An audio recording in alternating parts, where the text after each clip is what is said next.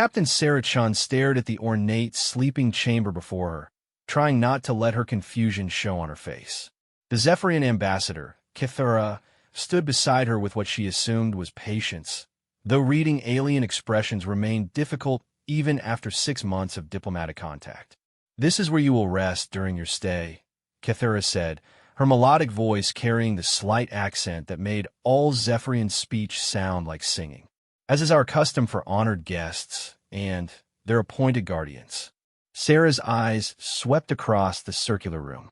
Soft bioluminescent panels cast a gentle blue glow over walls that seemed to pulse with a living rhythm. In the center sat what could only be described as a bed, though it looked more like a large flower made of some silvery, cushioned material. It was easily large enough for 4 humans, but that wasn't what concerned her. "Appointed guardian?" Sarah asked carefully. Kythera's head tilted in that distinctive Zephyrian gesture that Sarah had learned indicated mild surprise. With her tall, willowy frame and skin that shifted between pale blue and silver depending on the light, Kythera moved with a grace that reminded Sarah of flowing water. Her large, opalescent eyes fixed on Sarah with what seemed like genuine confusion. "Did your diplomatic briefings not include our customs regarding guest protection? I am to share your sleeping space to ensure your safety and comfort during your visit to our world." Sarah felt her throat tighten. The briefings had been extensive, covering everything from Zephyrian technology to their complex social hierarchies, but nothing had mentioned shared sleeping arrangements. Earth's first official diplomatic mission to an alien world was already challenging enough, without navigating what sounded like some kind of forced intimacy. "I appreciate the gesture," Sarah said slowly, "but humans typically prefer to sleep alone unless they're—" She paused, searching for diplomatic phrasing. "Unless they're bonded partners." Kythera's skin shifted to a deeper blue, and Sarah recognized this as a sign of distress among her species. "Forgive me, Captain Chun. I fear there may be a misunderstanding in our translation protocols. The sharing of rest space is not what you term intimate among my people. It is purely protective. A guardian watches over their guest's vulnerability during sleep cycles." Relief flooded through Sarah, followed immediately by embarrassment at her assumption. "I see. And you've been assigned as my guardian?" "Not assigned," Kythera corrected, her skin returning to its normal pale blue. "I requested this honor. Your species fascinates us, and I wish to learn more about human customs while ensuring your comfort." Sarah studied the alien woman more carefully. Kythera was considered young by Zephyrian standards, perhaps equivalent to a human in their early 30s. She served as a cultural attaché in the Zephyrian diplomatic corps, and had been Sarah's primary contact since her arrival on Zephyros Prime 3 days ago. Unlike many of her people, who seemed content to observe humans from a respectful distance, Kythera asked questions about everything from human food preferences to the way they formed emotional bonds. "Very well," Sarah said finally. "I accept your protection, Guardian Kythera." The Zephyrian skin brightened to an almost white silver, which Sarah had learned indicated pleasure. "Simply Kythera is sufficient, Sarah-chan. May I ask about human sleep customs? Do your people truly rest in isolation? How do you ensure safety during such vulnerable periods?" As they prepared for the night cycle, Sarah found herself explaining human bedroom locks, security systems, and the basic concept of personal privacy. Kythera listened with rapt attention, occasionally asking clarifying questions that made Sarah realize how many assumptions humans made about their own behavior. "Your people trust mechanical systems over living guardians," Kythera observed as she settled onto her side of the large bed-like structure. She wore flowing garments that seemed to be made of the same material as the sleeping surface, shifting between silver and blue in the bioluminescent light. "This explains much about your technological advancement." Sarah lay down on her own side, surprised by how comfortable the alien bedding felt. It seemed to mold itself to her body while remaining supportively firm. "We've learned to trust systems we can understand and control. I suppose that's made us more independent, but maybe more isolated too." "Independence," Kythera repeated thoughtfully. This concept appears frequently in human communication. Your Captain Martinez spoke of it often during the initial contact protocols. Sarah smiled at the mention of her commanding officer. Captain Eduardo Martinez had led the first contact team when Zephyrian ships had appeared in Earth's solar system 8 months ago. His military bearing and diplomatic skills had made a positive impression on the alien delegation, paving the way for Sarah's current cultural exchange mission. Humans value the ability to make our own choices, Sarah explained, even when those choices might not be the safest or most logical ones. Kethera was quiet for a long moment. When she spoke, her voice was softer than usual. Among my people, choice is often considered less important than harmony and mutual protection.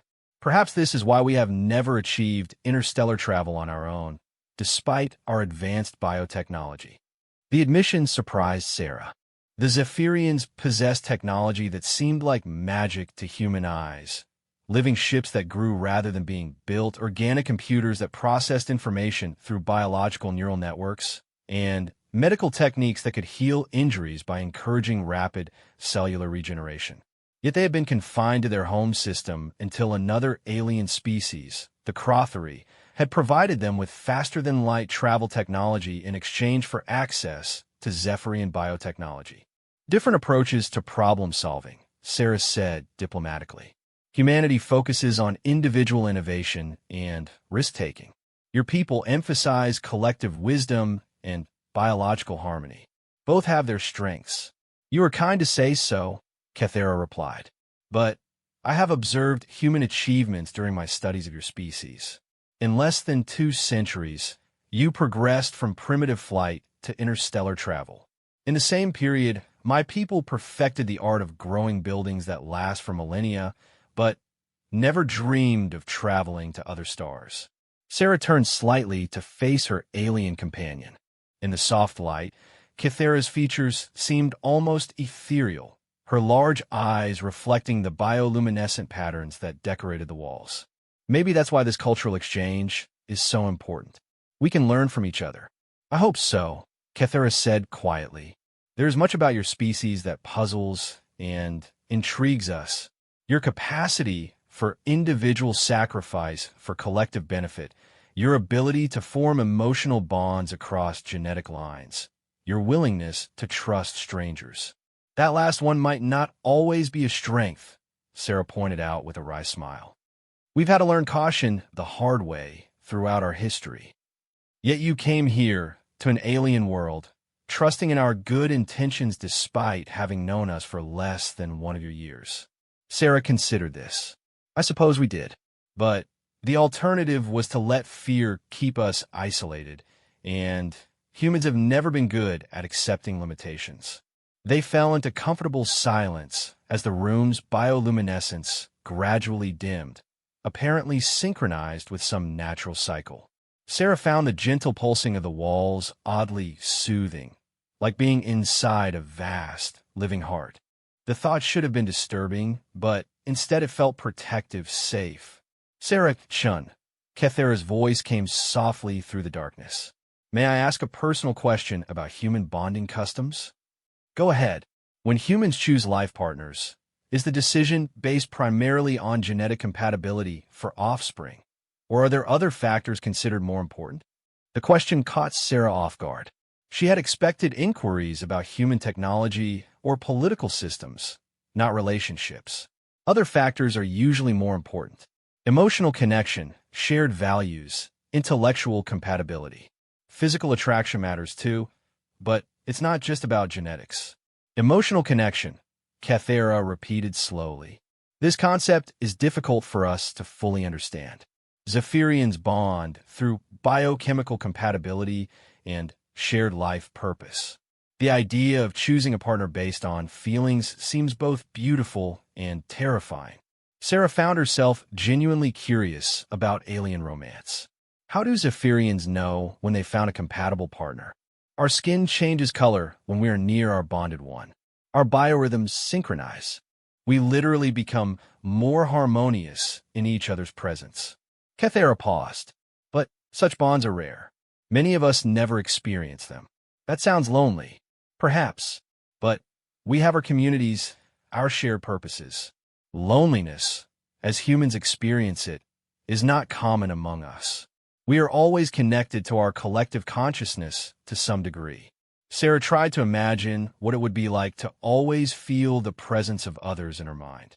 As someone who valued her privacy and independent thought, the idea was both appealing and frightening. "Do you ever want to be truly alone?" she asked. "Sometimes," Kethera admitted, "especially since studying your species. The concept of individual identity separate from collective purpose is intriguing. Perhaps this is why I volunteer to be your guardian. Spending time with a human might help me understand what true independence feels like." They talked quietly for another hour, sharing observations about their respective species and cultures. Sarah learned that Zephyrian society was built around biological castes, with each individual's role determined by their genetic modifications and biochemical makeup. Kithera, as a cultural attaché, belonged to the interpreter caste, genetically designed for enhanced pattern recognition and communication abilities. In return, Sarah explained human concepts of social mobility and personal reinvention, how a person could choose to change careers, locations, or even fundamental aspects of their identity throughout their lifetime. To Kethera, this fluidity was both fascinating and deeply unsettling. Eventually, exhaustion overtook curiosity, and Sarah felt herself drifting towards sleep. The alien environment no longer seemed strange or threatening. The rhythmic pulsing of the walls, Kethera's steady breathing, and the comfortable warmth of the living bedding all combined to create an unexpectedly peaceful atmosphere. Just as she was about to fall asleep, Sarah heard Kethera whisper something in her own language. The words were musical and complex, but somehow Sarah understood their meaning through tone and context, a blessing for peaceful rest and protection from nightmares. "Thank you," Sarah murmured back. Sarah woke to the sound of muffled voices outside their chamber. The bioluminescent panels had brightened to simulate morning, and she could see Kethera sitting upright, her skin flickering between pale blue and deep purple in patterns Sarah had never seen before. "What's wrong?" Sarah asked, instantly alert. Her military training kicked in, and she scanned the room for potential threats or escape routes. "There has been an incident," Kethera said, her voice tight with concern. "3 human ships have gone missing in the outer reaches. Crothry vessels were in the area." Sarah felt ice form in her stomach. The outer reaches were the frontier territories where humanity had been establishing new colonies. If the Crothry were involved, it could mean the fragile peace between the various species was about to shatter. The chamber door irised open, and Diplomat Velthra entered with the fluid grace characteristic of senior Zephyrians. Her skin bore the deep gold patterns that marked her as a member of the Wisdom caste, and her opalescent eyes held an intensity that made Sarah straighten unconsciously. "Captain Chun," Velthra said, her English pronunciation careful and precise. "Your presence is requested at an emergency council session. The situation requires immediate human input." Sarah nodded and began reaching for her uniform, then paused. She had grown accustomed to the flowing Zephyrian garments provided for her comfort, but this situation demanded she present herself as a representative of humanity. "I'll need a few minutes to prepare," she said. "Of course. Kethera will escort you when ready." Velthara's skin shifted to a concerned silver. "Captain Chun, I must advise you that the news may be disturbing. Preliminary reports suggest the missing ships contain civilian colonists, including families." The ice in Sarah's stomach spread to her chest. Civilian casualties would change everything. The delicate diplomatic balance that had kept the peace since first contact was based on mutual respect and the understanding that all species would protect noncombatants. After Velthara left, Sarah dressed quickly in her crisp blue uniform, checking that her communicator and datapad were secure. She caught Kethera watching her transformation from relaxed cultural exchange participant to military officer. You become different when threatened, Kethera observed. More focused, dangerous. Humans learned a long time ago that the universe doesn't always respect peaceful intentions, Sarah replied, adjusting her rank insignia. We prepare for the worst while hoping for the best. As they walked through the living corridors of the Zephyrian diplomatic complex, Sarah marveled again at the organic architecture. The walls breathed gently, maintaining perfect temperature and humidity, while soft bioluminescent guides led them toward the council chambers. Everything was designed for harmony and comfort, the complete opposite of the stark, angular architecture humans favored for government buildings. Kethera, Sarah said as they walked. What do you know about the Crothry military capabilities? Her guardian's skin darkened to a troubled blue. More than I wish. The Crothry are pragmatic in their approach to conflict resolution. They believe that strength determines right, and they have considerable strength. More than humans? Kethera was quiet for a moment, her skin cycling through complex patterns that Sarah was beginning to recognize as deep thought processing. In raw firepower, yes. Their ships are larger, their weapons more advanced. But they're not creative in their application of force. They follow established tactical doctrines. And humans are creative?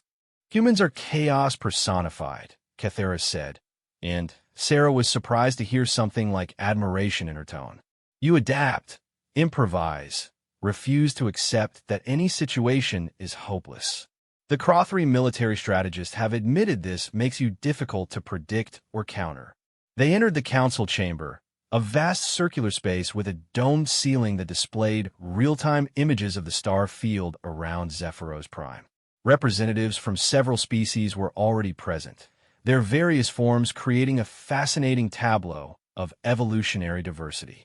Sarah recognized Ambassador Theclon from the Crothry delegation. He stood nearly 8 feet tall, his chitinous exoskeleton gleaming under the chamber's soft lighting. His species looked like a cross between Earth's crustaceans and insects, with 4 arms ending in precise manipulator claws and large, multifaceted eyes that missed nothing.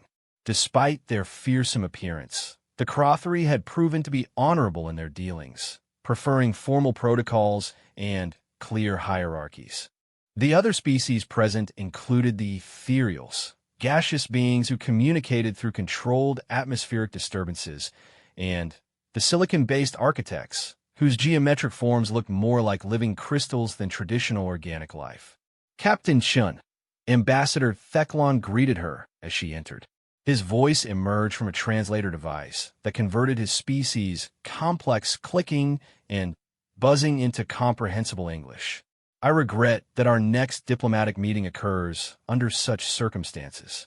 Ambassador, Sarah replied formally. What can you tell me about the missing ships? Theclon's massive head, tilted in what Sarah had learned, was a gesture of respect among his people. 3 vessels departed your colony on Kepler, 442b6 standard days ago. They were carrying 847 civilian colonists to a new settlement in the Procyon system. For days ago, all contact was lost. Were they traveling through Crothry space? The edge of it, yes. The route was approved through standard diplomatic channels. My people had no quarrel with these travelers. Diplomat Velthera activated the chamber's central display, showing a 3-dimensional map of local star systems. Red indicators marked the ship's last known positions. Long-range sensors detected weapons fire in this region, she said, highlighting an area near the Crothry border. However, the energy signatures do not match known Crothry weapon systems. Sarah studied the display carefully, her mind racing through possibilities. What about other species? Pirates? Unmapped threats? Unknown vessels? Rumbled one of the architects, its crystalline form pulsing with deep blue light. Sensor data indicates non-standard technology, not matching any known species in our databases. The implications hit Sarah like a physical blow. If there was another spacefaring species operating in their region, one that had just attacked human civilians, everything changed. The delicate balance of interstellar politics suddenly seemed very fragile. Have rescue operations been launched? Sarah asked. Crothery naval forces have dispatched search vessels, Theclon replied. However, our ships are designed for known threats. If these attackers possess technology we have not encountered. He left the sentence unfinished, but Sarah understood. The Crothery were proud of their military supremacy, but they were also practical. If they were expressing doubt about their ability to handle the situation, the threat was serious indeed. What about human ships in the area? Sarah asked. Velthara's skin shifted to an uncomfortable orange. The nearest human naval vessels are 12 standard days away at maximum velocity. The diplomatic protocols require approval from all council species before military vessels can cross territorial boundaries. Sarah felt frustration building. Human lives were in danger, and they were being held back by bureaucratic procedures. But she also understood that acting unilaterally could shatter the trust that had taken months to build. How long would it take to get council approval for a rescue mission? She asked. Standard procedure requires 48 hours for full deliberation. One of the ethereals whispered through the atmospheric communication system. However, emergency protocols could reduce this to 12 hours. 12 hours. Sarah thought about families trapped somewhere in space, possibly under attack by unknown hostiles. In 12 hours, rescue might become recovery. There may be another option, Kethera said suddenly. All eyes in the chamber turned to her, and Sarah noticed her guardian's skin had taken on the deep silver coloration that indicated she was about to say something significant. Speak, Velthara commanded. Zephyrian bioships are not classified as military vessels under current treaties, Kethera explained. They could respond immediately as humanitarian rescue craft. And she paused, looking directly at Sarah. If Captain Shun were aboard as a cultural liaison, her presence would provide legitimacy for the mission under human law. Sarah felt her heart rate increase. Kethera was suggesting they circumvent the diplomatic delays by reframing the mission as a cultural exchange emergency response. It was clever, potentially effective, and absolutely dangerous. The bioships are not designed for combat, Velthara pointed out. If these unknown attackers are still in the area, then we'll need to be smart rather than strong, Sarah said, making her decision. I volunteer for the mission. Ambassador Thicklon's mandibles clicked in what Sarah had learned with surprise. Captain Shun, your species' tendency toward individual heroism is noted, but this mission could result in your capture or death. The diplomatic consequences would be severe. The diplomatic consequences of letting civilians die while we debate procedures would be worse, Sarah replied firmly. If there are survivors out there, every hour we delay reduces their chances. She turned to address the full council. I propose an immediate humanitarian rescue mission using Zephyrian bioships, with myself serving as human representative and cultural liaison. This falls within existing treaty frameworks and requires no additional approvals. The chamber fell silent as the various representatives considered the proposal. Sarah could see the calculations happening behind multiple sets of alien eyes. The political risks were significant, but so was the potential for strengthening interspecies cooperation. Velthara was the first to speak. The Zephyrian delegation supports this proposal. Our fastest bioship, the Harmony of Depths, can be prepared for departure within 2 hours. The Crothery will provide navigation data and territorial clearances, Theclon added. Our naval forces will coordinate with the rescue mission and provide support if requested. One by one, the other species added their approval. Sarah felt a mixture of relief and terror. She was about to venture into unknown space, aboard an alien vessel, to face threats that had already destroyed 3 human ships. There's one more thing, Kethera said quietly as the council session concluded. Zephyrian vessels require a full crew to function properly. The bioship's systems respond to collaborative mental harmony. Meaning I will need to accompany you as your guardian and crew partner. The ship cannot be operated by a single individual, even with automated systems. Sarah looked at her alien companion, seeing new depths of determination in her opalescent eyes. Kethera was volunteering to risk her life for humans she had never met, simply because it was the right thing to do. "Are you sure about this?" Sarah asked. "You could be killed." Kethera's skin brightened to that warm silver that indicated pleasure or satisfaction. "Humans are not the only species capable of individual heroism, Sarah Chun. And I find that I am curious about what true independence feels like. This mission will certainly provide that experience." As they prepared to depart, Sarah sent a brief message to Captain Martinez and Earth Command, explaining the situation and her decision to participate in the rescue mission. She knew the response would likely be a mixture of approval for her initiative and concern for her safety. The harmony of depths was unlike anything Sarah had ever seen. Where human ships were constructed from metal and composite materials, the Zephyrian vessel was grown. It looked more like a massive aquatic creature than a spacecraft, with flowing curves and bioluminescent patterns that pulsed with life.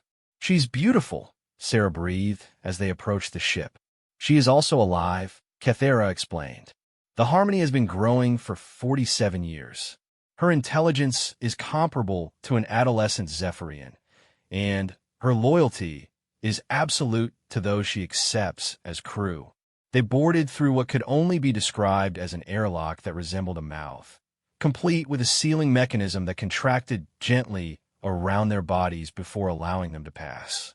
Inside, the ship felt warm and alive, walls pulsing gently with circulation systems and neural pathways. "How do we pilot this?" Sarah asked, looking around the organic control chamber. "We don't pilot her," Kethera replied, settling onto what appeared to be a living chair that molded itself to her form. "We partner with her. Touch the interface panel and open your mind to the ship's consciousness." Sarah hesitated. Interfacing with an alien intelligence felt like a massive invasion of privacy, but they didn't have time for her human discomfort with mental intimacy. She placed her hands on the warm, slightly yielding surface of the control panel and felt something like a gentle presence brush against her thoughts. It was curious, welcoming, and surprisingly protective. Images flashed through her mind, star charts, navigation routes, and something that felt like eager anticipation for their mission. "She understands," Kethera said with surprise. "The Harmony comprehends the purpose of our mission and approves. This is unprecedented. Bioships typically require years to accept new crew members." As they departed Zephyros Prime, Sarah felt the ship's consciousness guiding them through the intricacies of faster-than-light travel using biological systems. It was unlike anything in human technology, relying on the ship's ability to perceive and navigate quantum foam currents that seemed impossible to detect with mechanical instruments. They were 6 hours into their journey when Kethera suddenly stiffened in her chair, her skin cycling through rapid color changes. "What is it?" Sarah asked. "Long-range biosensors are detecting something," Kethera replied, her voice tight with concentration. "There are life signs in the target area. Faint, but definitely human biosignatures." Relief flooded through Sarah. There were survivors. But as they drew closer to their destination, new concerns began to emerge. The Harmony sensors were also detecting something else in the area. Energy patterns that didn't match any known technology and what the ship's consciousness interpreted as a sense of wrongness, of something that didn't belong in normal space. "How much time until we reach the search area?" Sarah asked. The harmony of depths dropped out of faster-than-light travel at the edge of the search zone, and immediately Sarah understood what had frightened the bioship. Space itself felt wrong here, as if something had torn holes in the fabric of reality and left them to fester. "Biosensors are detecting massive spatial distortions," Kethera reported, her skin cycling through deep purples and blacks that indicated extreme distress. Whatever happened here, it involved technology that manipulates fundamental forces. Sarah studied the sensor displays, trying to make sense of the alien readouts.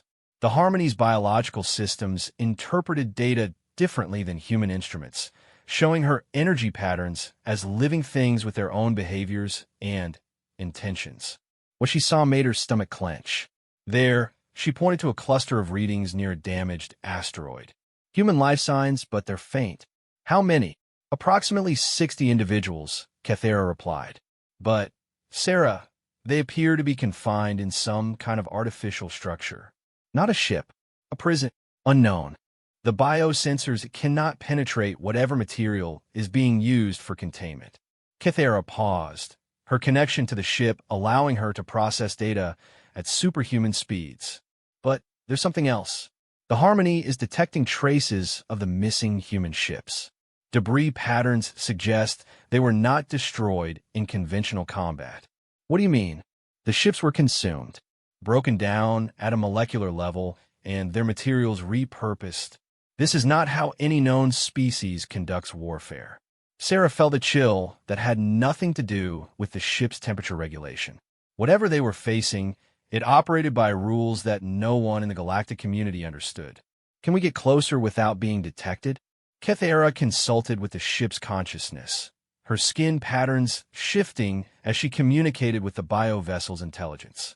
The Harmony believes she can approach using stealth resonance, essentially matching the background quantum fluctuations of local space. But if we're discovered, we run, Sarah finished. But first, we try to figure out what we're dealing with and how to rescue those people. As they moved deeper into the affected area, the wrongness in space became more pronounced. The Harmony's distress translated through their mental connection, making Sarah feel nauseated and disoriented. It was like sailing through a sea of broken reality, where the normal laws of physics have been twisted into new and unpleasant configurations. There, Kathera whispered. The whispering made no sense in the vacuum of space. Do you see it? Sarah followed her guardian's gaze to what had initially appeared to be another asteroid. As they drew closer, details resolved that made her blood run cold. The structure was clearly artificial, but it seemed to shift and change even as she watched, as if it existed in multiple dimensions simultaneously. That's not built by any species I've ever heard of, Sarah muttered, nor any that the Zephyrian databases contain records of, Kathera agreed. The material appears to be some kind of adaptive metamatter, capable of restructuring itself at the molecular level. The prison, for that's clearly what it was, resembled a massive crystalline growth attached to the asteroid surface. But the crystals moved with organic fluidity, pulsing and reshaping themselves in patterns that hurt to look at directly. The human life signs are concentrated in the center of that structure, Kathera reported. But, Sarah, there's something else. The biosensors are detecting non-human life forms as well. Multiple species, all confined together. Other prisoners? It appears so. Some of the biosignatures match Crothery physiology. Others are completely unknown. Sarah processed this information rapidly. Whatever had built this prison was collecting specimens from multiple species. That suggested either scientific study or something even worse, the kind of systematic harvesting that humans had only encountered in their darkest science fiction. We need to get a message back to the Council, Sarah said. This is bigger than a rescue mission. Already done. The Harmony transmitted a data packet during our approach. But, Sarah, response from Allied forces is still hours away. If we're going to help those people, we need to act now. Sarah studied the alien prison, looking for weaknesses or patterns she could exploit. Her human mind, trained for tactical analysis, began breaking down the structure into component systems. The shifting metamatter was impressive, but it had to follow some kind of organizing principle. Kathera, can the Harmony detect energy flows within that structure? Power sources, control nodes, anything that might be critical to its operation? Her guardian's skin brightened with excitement as she relayed the question to the bio ship. Yes, there are 3 primary energy convergence points. The Harmony's biosensors indicate they're drawing power from the life forms inside. The prison is literally feeding on its captives. That explained the faint biosignatures. Whatever these creatures were, they were slowly draining the life force from their prisoners. Sarah felt rage building in her chest, the kind of cold anger that had made humans such effective soldiers throughout their violent history. Can we disrupt those power nodes? Possibly, but it would require us to get very close to the structure. The Harmony's bioweapons are designed for precise surgical strikes, not brute force destruction. What kind of bioweapons? Crystalline torpedoes that can be programmed to target specific molecular structures. Think of them as biological missiles that can eat through specific types of matter while leaving other materials untouched. Sarah's mind raced through possibilities. If they could program the torpedoes to target whatever metamaterial the prison was made from, they might be able to create an opening without harming the prisoners inside. How long would it take to prepare such weapons? The Harmony can grow them in approximately 30 minutes. But, Sarah, once we attack, there will be no hiding our presence. Whatever built, that prison will know we're here. Then, we'd better make sure our first strike counts. Sarah settled deeper into her connection with the ship's consciousness, feeling the bio-vessel's eagerness to help the trapped beings. Can the Harmony analyze the prison's metamaterial composition from this distance? The ship's sensors focused on the alien structure, and Sarah felt the bio-vessel's intelligence working to decode the molecular structure of the shifting crystals. It was like watching a master chemist analyze an unknown compound, except the chemist was a living spacecraft with sensory capabilities beyond anything humans had ever developed. Analysis complete, Cathera reported after several minutes. The metamaterial is based on a crystalline matrix that can be dissolved by targeted bioacids. The Harmony can create torpedoes that will eat through the prison walls without affecting organic matter. How many shots do we get before they adapt? Unknown.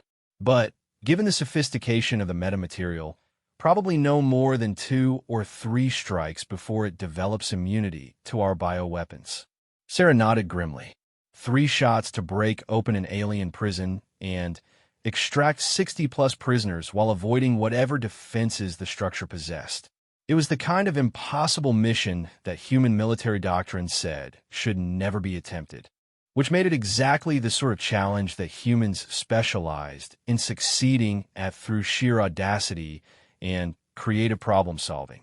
Prepare the biotorpedoes, Sarah ordered. Target the 3 power convergence points simultaneously. Once the prison's defenses are down, we'll need to move fast to extract the prisoners. As the Harmony began growing their weapons, Sarah felt the ship's consciousness sharing tactical data directly with her mind. She saw the prison's layout from the bio-vessel's perspective, understanding its structure in ways that human instruments could never have revealed. The alien intelligence was offering her capabilities far beyond normal human perception. Cathera, she said suddenly, when we extract the prisoners, how do we know they're not contaminated by whatever process was being used on them? If that thing was feeding on life force, exposure could have changed them at a fundamental level. Her guardian skin shifted to a thoughtful blue. The Harmony has medical biopods that can analyze and treat unknown conditions. Zephyrian biotechnology is specifically designed to repair biological damage at the cellular level. What about non-biological damage? If these creatures were manipulating fundamental forces, then we deal with that when we encounter it, Cathera said firmly. Sarah, I have observed human behavior extensively during our cultural exchange. Your species does not abandon others in need, regardless of the risks involved. This is both your greatest weakness and your most admirable strength. Sarah smiled grimly. It's gotten us into trouble before, but it's also gotten us out of impossible situations. The biotorpedoes completed their growth cycle, emerging from the Harmony's biological weapons systems like crystalline flowers blooming in fast forward. Sarah could feel the ship's weapons targeting systems linking with her consciousness, allowing her to guide the attack with superhuman precision. Firing sequence initiated, she announced, feeling the bio-vessel's launch tubes preparing to release their payload. Impact in 15 seconds. Through the ship's enhanced senses, Sarah watched the crystalline torpedoes streak toward their targets. The prison structure seemed to sense the incoming threat, its metamaterial walls shifting and flowing as if trying to present moving targets. But the bioweapons adjusted their trajectories in real time, guided by the Harmony's living intelligence. The first torpedo struck the primary power convergence point, and Sarah felt a shudder of satisfaction from the bioship as the alien material began dissolving.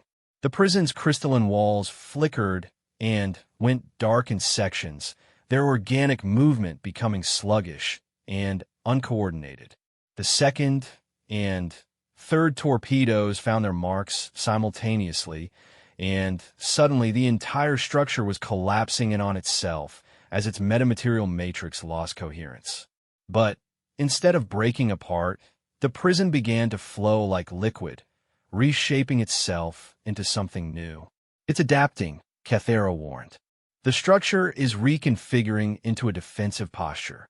Sarah watched in fascination and horror as the alien prison transformed itself into what could only be described as a massive weapon, its crystalline surfaces now bristling with energy emitters that were charging with obvious hostile intent. "Evasive maneuvers," she ordered, and felt the Harmony respond instantly, its biohull shifting to reduce their sensor profile while preparing for combat. But as the transformed prison prepared to fire, something unexpected happened. The energy discharges that erupted from its weapons systems were not aimed at the Harmony. Instead, they lanced out toward empty space, targeting something Sarah's human senses couldn't detect. "What's it shooting at?" she asked. Kathera's skin went completely white with shock. "Incoming ships. Multiple contacts approaching at high velocity. The prison's creators are returning." Sarah felt the Harmony's terror spike through their mental connection. Whatever was coming back to check on their prison, it was something that frightened even a bioship that had lived for nearly half a century. "How long until they arrive?" 6 minutes. "But, Sarah, we have a problem." The prison's transformation created openings in its structure. "I'm detecting an emergency beacon from inside. One of the human prisoners is still alive and conscious. They're calling for immediate extraction." Sarah closed her eyes, feeling the weight of command decisions that could save or doom everyone involved. They had 6 minutes to extract prisoners from a transforming alien structure while avoiding whatever was coming to investigate the disturbance. The tactical situation was impossible by any rational analysis, which meant it was time to stop thinking rationally and start thinking like a human. "Kathera, can the Harmony extend biotendrils into that structure? Not to fight it, but to form a direct rescue link." "Theoretically, yes, but the metamaterial could adapt to attack our biosystems." The Harmony's biotendrils punched through the metamaterial walls with surgical precision, and Sarah felt the ship's consciousness recoil in shock as it made contact with the prisoners inside. Through their mental connection, she experienced a kaleidoscope of alien sensations: terror, pain, hope, and something else, a deep, fundamental wrongness that made her mind ache. "Sarah," Kathera's voice was strained, her skin cycling through colors Sarah had never seen before. "The prisoners, they've been changed. The metamaterial wasn't just feeding on them.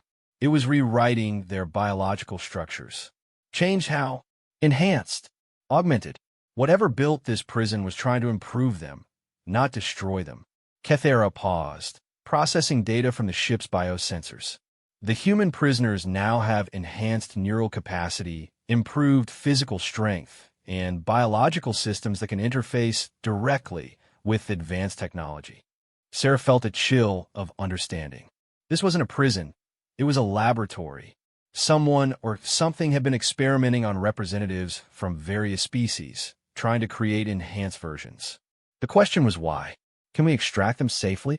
The Harmony believes so, but the extraction process will require us to interface directly with the modified prisoners. Their enhanced nervous systems are too complex for standard biopod treatment. Through the ship's extended senses, Sarah could feel the approaching energy signatures growing stronger. Whatever was coming to check on their experiment, it would arrive within minutes. They were out of time for careful analysis. "Do it," she ordered. "Extract everyone we can reach and worry about the consequences later." The Harmony's biotendrils began the delicate process of surrounding each prisoner with protective organic sheaths, then drawing them through the metamaterial walls into the ship's medical bay.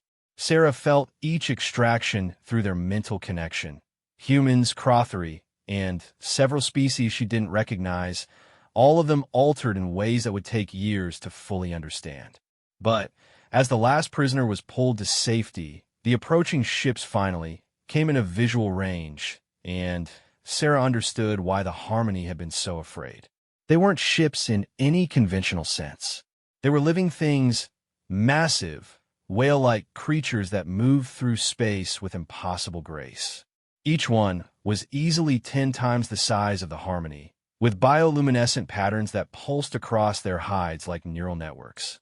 They looked like something that should have lived in Earth's deepest oceans, not the vacuum of space. "What are they?" Sarah breathed. "Unknown," Kythera replied, but her skin was now showing patterns of awe mixed with terror. Biosensors indicate they're completely organic, but they're generating faster-than-light propulsion through biological processes we don't understand. The lead creature, for Sarah couldn't think of them as ships, transmitted something that the Harmony's translation systems interpreted as a complex mathematical sequence. It was clearly a communication attempt, but the underlying concepts were so alien that even the bio-ship's advanced intelligence couldn't fully decode them. "They're trying to talk to us," Sarah realized, "but they think in ways that don't translate to any known language patterns. What do we do? We're completely outmatched if they decide we're hostile." Sarah studied the massive beings through the ship's sensors, looking for any clue about their intentions. The mathematical transmission was repeating, but with slight variations each time, as if they were trying to adjust their communication method to be more comprehensible. "They're being patient with us," she said suddenly. "If they wanted to attack, they would have done it already. They're trying to establish meaningful contact. But how do we respond? Our communication systems aren't designed for this level of conceptual complexity." Sarah felt an idea forming, one that was probably completely insane, but might just work. "Kythera, can the Harmony share our sensory perceptions directly with those beings? Not translate our thoughts, but let them experience what we're experiencing." Theoretically, yes. Biocommunication can transmit raw sensory data. But, Sarah, opening our minds to alien intelligences we don't understand could be extremely dangerous. More dangerous than being vaporized by creatures that could crush us without effort. As if in response to her question, one of the massive beings drifted closer, and Sarah could feel its attention like a physical weight. Through the Harmony's enhanced senses, she perceived intelligence so vast and complex that it made her feel like an ant try to comprehend human civilization. "Initiate biocommunication link," she ordered. "Let them see what we've discovered." The moment the connection formed, Sarah felt her consciousness expand beyond anything she had ever experienced. The alien intelligence flowed through her awareness like a gentle tide, examining her memories and motivations with curiosity rather than aggression. She found herself sharing the rescued prisoners' experiences, their terror during capture, their confusion during the enhancement process, and their desperate hope when the Harmony's rescue tendrils reached them. But more than that, she shared her own emotional reactions. Outrage at the violation of innocent beings, determination to protect those who couldn't protect themselves, and the very human belief that no one should suffer alone in the darkness. The alien intelligence recoiled in what Sarah interpreted as surprise, then pressed deeper into her memories, examining the concept of rescue missions, humanitarian aid, and species working together despite their differences. It was particularly fascinated by the idea that Sarah and Kythera had risked their lives for beings they had never met. Images flowed back through the connection, the aliens' perspective on the prison laboratory they had discovered.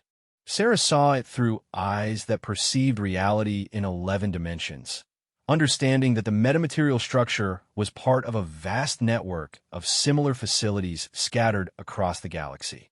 But the most shocking revelation came when the alien intelligence shared its purpose. The enhancement experiments weren't malicious, they were desperate. These cosmic beings were trying to create hybrid species capable of surviving something called the deep silence, a phenomenon that was gradually consuming entire star systems and would eventually threaten all organic life in the galaxy. "They're trying to save us," Sarah whispered, her voice filled with awe and horror.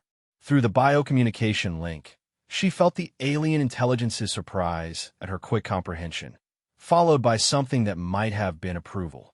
These beings had been conducting their enhancement experiments for thousands of years, trying to find combinations of traits from various species that might allow life to continue after the deep silence arrived.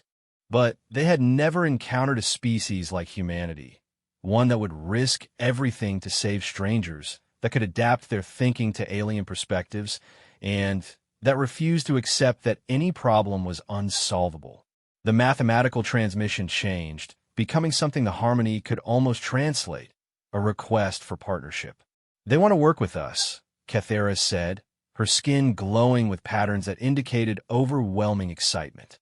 "Sarah, they're offering to share their enhancement technology voluntarily instead of imposing it through force. They want humans and our allies to help them develop defenses against the deep silence." Sarah considered the implications. Voluntary enhancement, access to biotechnology that could revolutionize civilization, and cooperation with beings so advanced they might as well be gods. But also the knowledge that something so terrible was coming that even these cosmic intelligences were afraid of it. "What about the prisoners?" she asked. "The ones who were enhanced without their consent?" New images flowed through the biocommunication link. The enhanced beings were being offered a choice. They could have the modifications reversed, or they could keep their new capabilities and help develop defenses for their species. Either way, they would be returned to their people with full knowledge of what had happened and why. But the cosmic beings also shared a warning. The deep silence was closer than anyone realized. Within a few decades, it would begin affecting systems in this region of the galaxy. Preparation had to begin immediately. "Sarah," came a new voice through the Harmony's communication systems. One of the rescued human prisoners had recovered enough to speak. "Captain, is that you? This is Dr. Elena Vasquez from the colony ship Determination." "Dr. Vasquez, this is Captain Shun. Are you injured?" "Physically, I'm better than I've ever been in my life. But psychologically, Captain, they showed us things. The universe is in more danger than we ever imagined. And somehow, we humans might be the key to saving it." Sarah felt the weight of cosmic responsibility settling on her shoulders. First contact with one alien species had been challenging enough. Now they were facing partnership with beings so advanced they transcended normal understanding, all in preparation for a threat that could destroy galactic civilization. "Dr. Vasquez, how many of the other prisoners are conscious and capable of decision-making?" "All of them, Captain. The enhancement process didn't just improve our bodies, it accelerated our mental recovery and gave us perfect recall of everything that happened. We understand what was done to us and why. And, Captain, we want to help." Through the biocommunication link, Sarah felt the cosmic being's approval of human adaptability. Most species they had encountered either rejected enhancement completely or accepted it without understanding the implications. Humans were the first to quickly grasp both the benefits and the responsibilities involved. "Kethera," Sarah said, making a decision that would change the course of galactic history, sent a message to the Council. "Tell them we've made contact with a species that wants to help us prepare for an existential threat. And tell them we're going to need to completely rethink our approach to interstellar cooperation." "What about the prison laboratory?" Sarah looked through the ship's sensors at the metamaterial structure, which had stopped its hostile transformation and was now flowing back into a more benign configuration. The cosmic beings were dismantling their involuntary enhancement facility, replacing it with something that looked more like a research station. "It's going to become a voluntary research center," she said, understanding flooding through the biocommunication link. "A place where representatives from all species can come to learn about the deep silence and develop countermeasures." The lead cosmic being transmitted another mathematical sequence, this one carrying emotional undertones that the harmony translated as gratitude and hope. These ancient intelligences had been struggling alone against an impossible threat for millennia. Now, for the first time, they had found partners who might help them find a solution. 6 months after first contact with the cosmic beings, who had chosen the designation gardeners for their role in cultivating enhanced life forms, Sarah stood in the newly constructed research station orbiting Zephyros Prime. Through the transparent bio walls, she could see representatives from 14 different species working together in ways that would have been unimaginable before the deep silence threat was revealed. The integration is proceeding faster than our most optimistic projections, Dr. Elena Vasquez reported, her enhanced eyes gleaming with an inner light that marked her as one of the voluntarily modified. Enhanced humans are interfacing successfully with Zephyrian biotechnology, Crothery quantum mechanics, and Gardner dimensional theory. Sarah nodded, reviewing the data streams flowing across her personal display. The voluntary enhancement program had attracted volunteers from every known species, creating hybrid capabilities that were already yielding breakthrough discoveries in physics, biology, and consciousness research. "What about the deep silence monitoring stations?" she asked. "Operational in 12 systems and expanding. The early warning network should give us decades of advance notice before the phenomenon reaches populated space." Elena paused, her expression becoming more serious. "But, Sarah, the simulations are troubling. Even with everything we've learned, current projections suggest we have only a 60% chance of developing effective countermeasures in time." Sarah studied the holographic displays showing the deep silence's advance across the galaxy.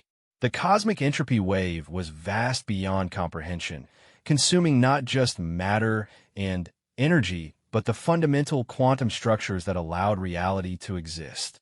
Conventional physics suggested it should be completely unstoppable. But humans had never been particularly concerned with what conventional physics suggested was impossible. "Any word from the research teams on Earth?" Sarah asked. "Dr. Chun has made a breakthrough in recursive quantum mechanics. Apparently, the human tendency toward paradoxical thinking is providing insights that pure logic couldn't achieve." Elena smiled. "Your sister says to tell you that being stubborn runs in the family, and she's planning to be too stubborn for the universe to end." Sarah laughed despite the cosmic weight of their situation.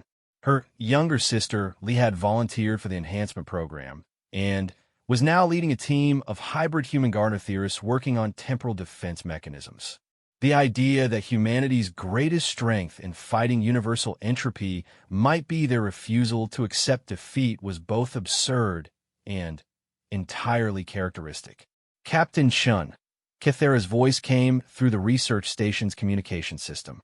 "Your presence is requested in the Harmony Chamber. We have visitors." Sarah made her way through corridors that pulsed with living light, past laboratories where enhanced beings worked with technologies that blended organic growth with quantum manipulation. The research station itself was a marvel of cooperative engineering, combining the best aspects of every species' architectural philosophy into something entirely new. The Harmony Chamber was a vast space at the station's heart where representatives from all species could gather for meetings and ceremonies. As Sarah entered, she saw a familiar sight that still filled her with wonder. Gardeners floating in specialized atmospheric fields, their massive forms somehow managing to seem both imposing and gentle. But today there were new faces in the chamber. A delegation of beings she had never seen before, wearing environmental suits that suggested they came from radically different atmospheric conditions. "Captain Chun, the lead gardener, transmitted through biocommunication. May I present the Eternal Engineers, representatives of the species that originally built the deep silence." Sarah felt her heart skip a beat. The beings responsible for the entropy wave that threatened all galactic civilization were standing in the same room with her.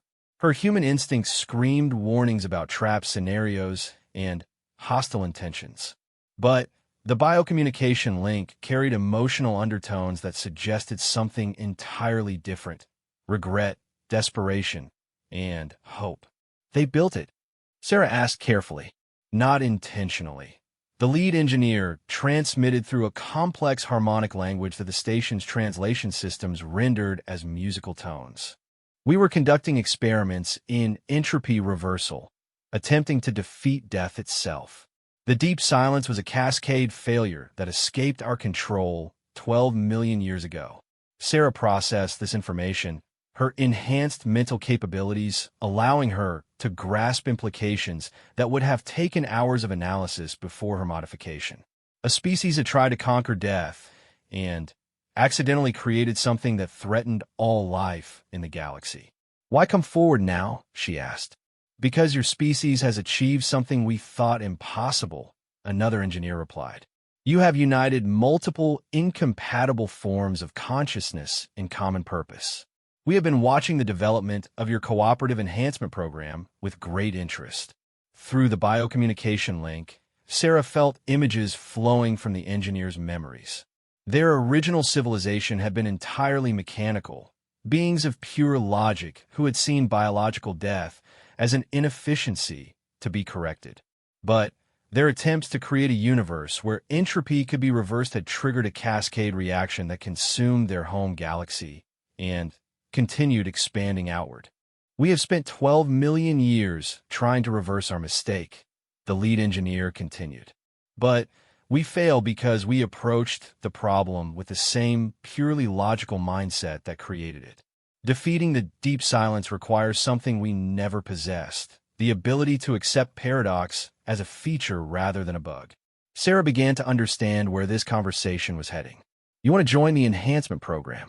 We want to learn how to think like humans, the engineer confirmed. Your species' capacity for simultaneously holding contradictory ideas, for finding solutions through intuition rather than pure logic, for making decisions based on hope rather than probability calculations. These are the tools needed to repair what we broke. Kythera stepped forward, her skin cycling through patterns that indicated deep thought. The integration challenges would be enormous. Mechanical consciousness interfacing with biological enhancement, logical processing merged with intuitive problem-solving. It's been attempted before, Dr. Vasquez interjected. She had arrived during the conversation, her enhanced awareness allowing her to follow the complex concepts being discussed. Some of the Gardner Hybrid volunteers have successfully integrated digital processing systems. The results have been unprecedented. Sarah looked around the chamber at representatives from dozens of species, all united in the goal of preventing universal extinction. The original purpose of her cultural exchange mission seemed quaint in comparison to what they were now attempting. What would you need from us? She asked the engineers. Partnership. We will share our complete knowledge of the deep silence's structure and behavior. In return, we ask to be included in the voluntary enhancement program, with modifications that allow mechanical consciousness to experience biological intuition. Sarah felt the weight of the decision. The engineers possessed detailed knowledge about their enemy that could be crucial for developing countermeasures. But integrating a purely mechanical species into their biological enhancement program would push the limits of what was scientifically possible. There's something else, the lead engineer transmitted. The deep silence is not simply consuming random space. It is following the quantum signature trail left by our original experiments, moving toward our galaxy. The phenomenon will reach this region of space within 30 years, not the centuries our original calculations predicted. The implications hit Sarah like a physical blow. They had decades, not centuries, to develop effective defenses.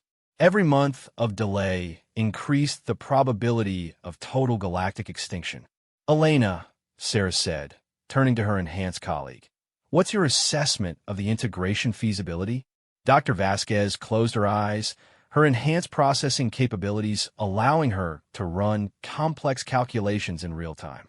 Theoretically possible, but it would require volunteers from our most successful hybrid consciousness experiments.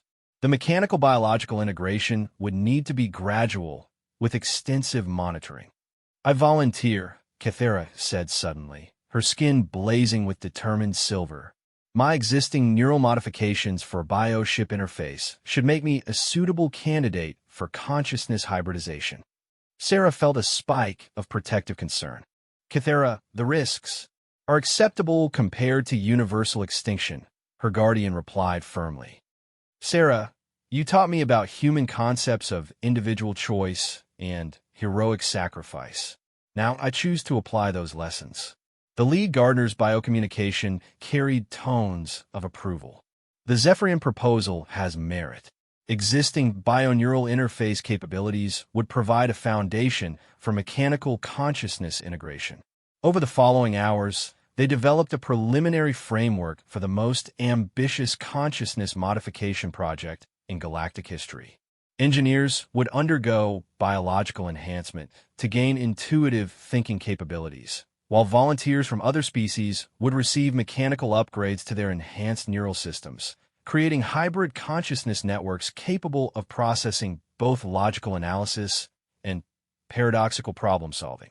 Sarah found herself coordinating between species whose thought processes were so different they might as well have been from separate universes. But gradually, a plan emerged that combined mechanical precision with biological creativity in ways that transcended the limitations of any single approach. The first phase trials will begin in 2 weeks, she announced to the assembled representatives. Volunteer subjects will undergo consciousness modification in controlled stages, with full medical and psychological support from all participating species. As the formal meeting concluded, Sarah walked with Kythera through the research station's living corridors, processing the magnitude of what they were attempting. Are you certain about this? Sarah asked. The consciousness integration process could change who you are at a fundamental level. Kythera's skin shifted through thoughtful patterns. Sarah, you showed me what it means to choose individual action for collective benefit. The person I was before meeting, you could never have volunteered for this experiment. So in many ways, you have already changed who I am at a fundamental level. They returned to their shared quarters, which have been redesigned to accommodate both human and Zephyrian comfort needs. As had become their custom, they settled onto the adaptive sleeping surface to discuss the day's developments. When this started, Sarah said, looking up at the ceiling display showing real-time images of the enhanced beings working throughout the station, I thought I was just participating in a cultural exchange program. And instead you became the focal point for the most significant interspecies cooperation effort in galactic history, Kythera replied. The gardeners say that humans have a gift for finding themselves at the center of universe-changing events. Lucky us, Sarah said wryly. Though I have to admit, it's been interesting. 6 months ago, I was worried about sharing a bed with an alien. Now I'm coordinating consciousness modification experiments with mechanical beings who accidentally created a universe-ending catastrophe. Kythera's skin brightened with amusement. Human adaptability is truly remarkable. Though I must point out that you still sometimes talk in your sleep. What do I say? Usually tactical analysis of impossible scenarios and creative solutions for problems that shouldn't have answers. Kythera's patterns shifted to fond affection. Last night, you were apparently planning to defeat entropy by teaching it to appreciate irony.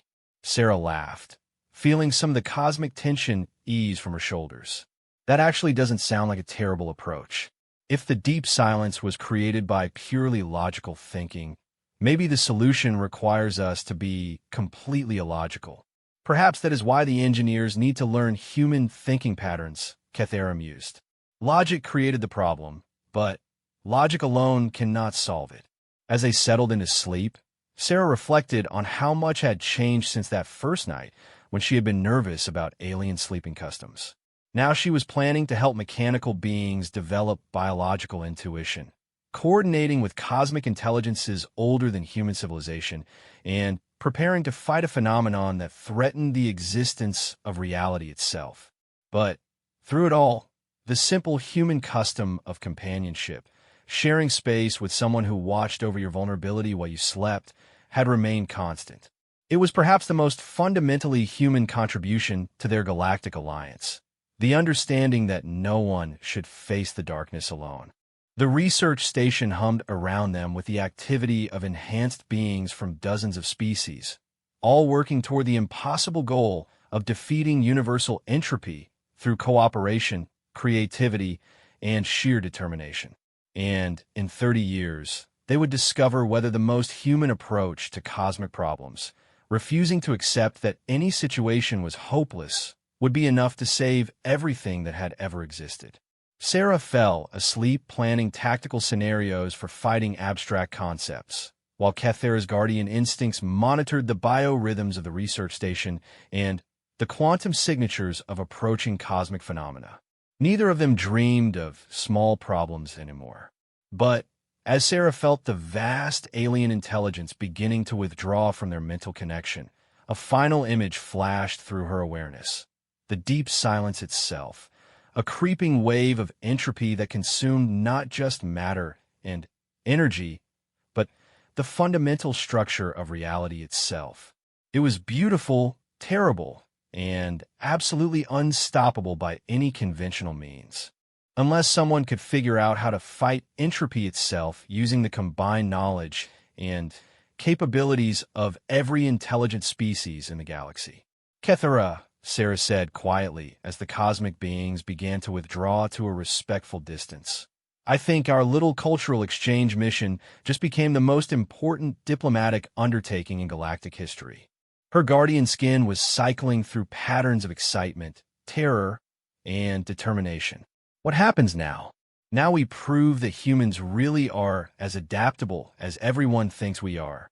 Sarah settled back into her connection with the Harmony's consciousness, feeling the ship's eagerness to be part of whatever came next.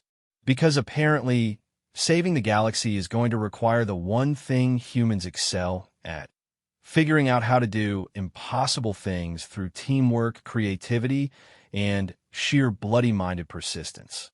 As they prepared for the journey back to Zephyros Prime with their rescued prisoners and their universe-changing news, Sarah realized that sharing a bed with Kethera was going to be the least strange part of her assignment from now on. Then, we'll have to be faster than it can adapt. Sarah felt the ship's consciousness considering her proposal, weighing risks against potential rewards.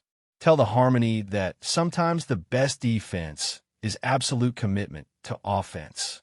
We're not going to sneak around the edges of this problem. We're going to solve it by being so aggressively helpful that the universe has no choice but to cooperate. She could feel Kethera's amazement through their shared connection as the ship's intelligence suddenly blazed with understanding. The Harmony had just learned something fundamentally human, that impossible problems sometimes yielded to impossible solutions applied with sufficient determination and creative disregard for conventional wisdom. The bioship began extending massive organic tendrils toward the transformed prison, moving with a speed and confidence that surprised even Sarah. This wasn't the cautious approach of a biological system protecting itself. This was the aggressive problem-solving of an intelligence that had decided that success was more important than safety. The tendrils pierced the metamaterial walls just as energy signatures on the horizon indicated their unknown enemies were about to arrive in overwhelming force. For hours, Kethera replied. But, Sarah, the ship is afraid. I have never experienced fear from a biovessel before. Whatever attacked those human ships, it has left some kind of impression on local space-time. Sarah settled back in her chair, feeling the ship's nervous energy through their mental connection.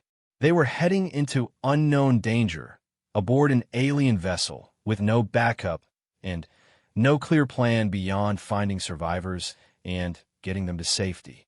It was exactly the kind of impossible situation that humans excelled at surviving through sheer stubbornness and creative problem-solving. She just hoped that would be enough against whatever was waiting for them in the darkness between stars. "It is my privilege to guard your dreams, Sarah Chun," came the soft reply. As sleep claimed her, Sarah's last conscious thought was that maybe the Zephyrian custom of shared sleeping spaces wasn't so strange after all. There was something profoundly comforting about knowing someone was watching over her in the darkness, ensuring her safety while she was at her most vulnerable. She had no way of knowing that across the galaxy, other humans were not finding their alien encounters quite so peaceful, or that Kethera's role as her guardian would soon become far more significant than either of them could have imagined. The morning cycle would bring new challenges and revelations that would test both their diplomatic skills and their growing friendship. But for now, under the protective glow of Zephyrian biotechnology, both human and alien rested safely, each learning to trust in ways their species had never needed to before. In the depths of space, warning signals flashed across Crothry monitoring stations. The delicate balance of interstellar politics was about to shift in ways that would make the human-Zephyrian cultural exchange far more complicated and dangerous than anyone had anticipated.